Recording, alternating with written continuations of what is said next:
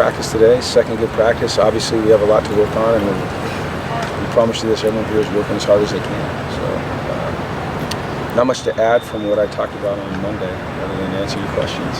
So, how did you see Josh rebound from what was an atypically not great game? Pretty good so far. I think every day he's gotten a little bit better.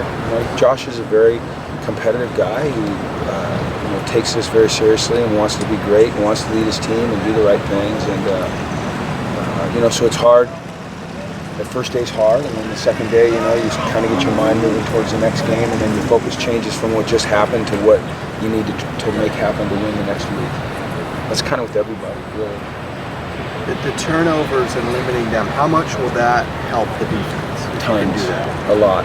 And I believe, and I don't know that I'm 100% accurate here, but I believe that I know we've had 11 turnovers on the road. 2 have been run back for touchdowns, and I think 9 of the 11 are in our opponents, like in territory where our defense is backed up. But we still have to stop them. And we've actually done decent in our sudden change situations. We've done decent in our red zone. Our problem is not that. Our problem is the explosive runs are just completely out of control, unlike anything I've ever seen in my career. And it's just not good. It's just not good. How do you? Obviously you don't want to give up explosive plays. Yeah. That's okay.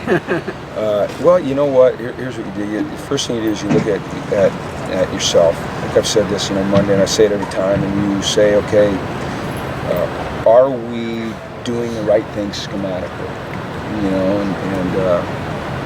And then you say, okay, do we have the players to do what we want to do schematically?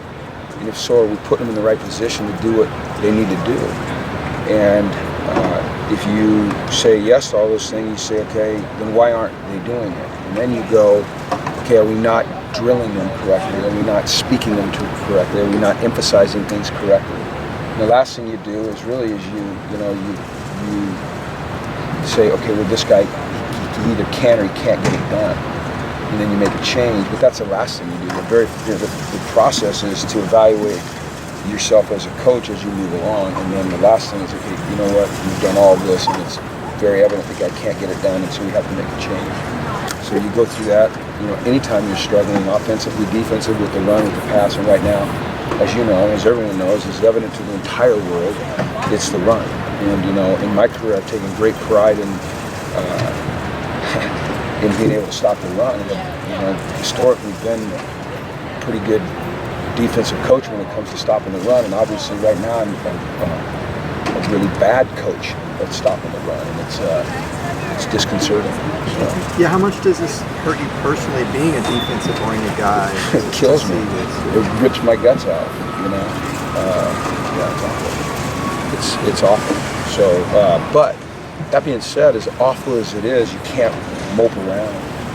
You still have to bring energy and leadership and juice, and you have to give them answers. You have to continue to provide answers. You have to continue to coach them through the things that they're struggling with. You have to do that. You can't give up. You can't give in. You can't lose hope. You can't lose faith. You can't be negative.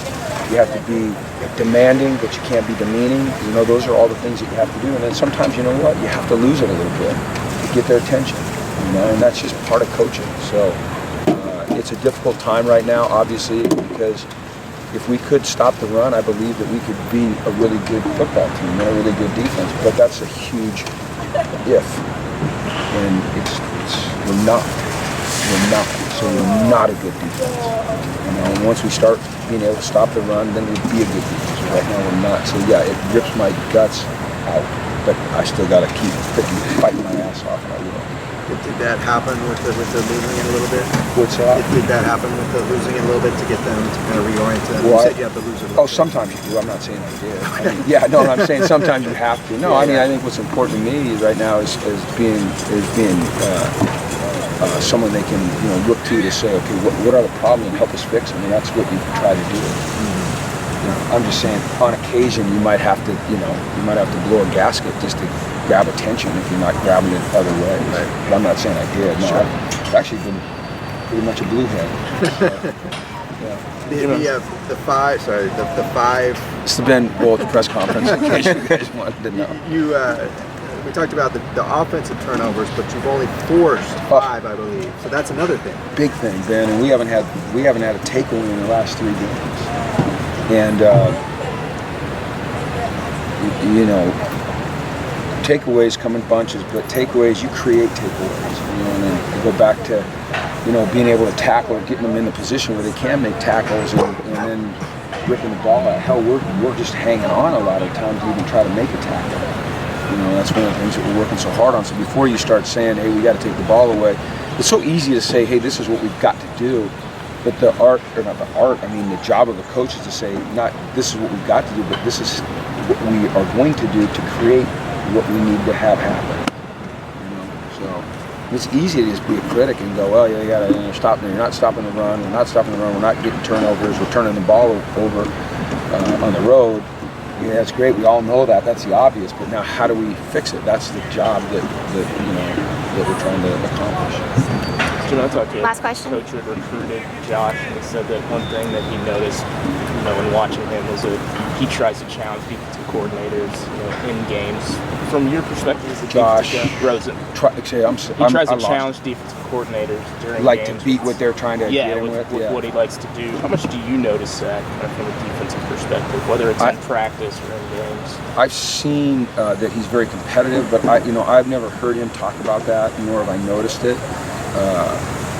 One thing I love about Josh is that he goes straight for it, and then you have to also balance that out with great decision making, and I think he's really becoming really good at that.